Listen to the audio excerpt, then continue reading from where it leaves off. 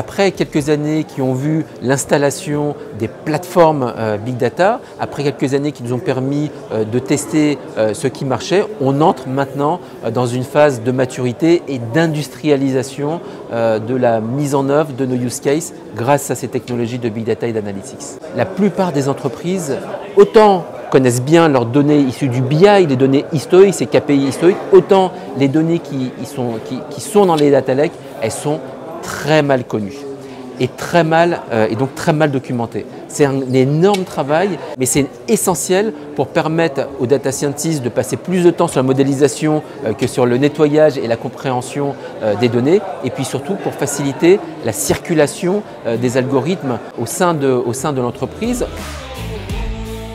On rentre dans un monde, dans une nouvelle révolution industrielle, dans une quatrième révolution industrielle qui va être énormément consommatrice de données personnelles.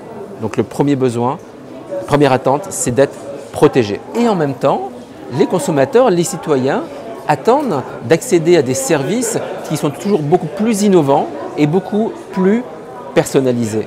Ce qui nécessite, du point de vue de l'entreprise, de faire circuler le plus possible les données au sein de l'entreprise, de connaître de mieux en mieux ces données. C'est ce qu'on appelle la gouvernance des données au sein des entreprises. La Data-Driven Company, ça veut dire quoi? Ce n'est pas une finalité en soi d'être une Data-Driven Company.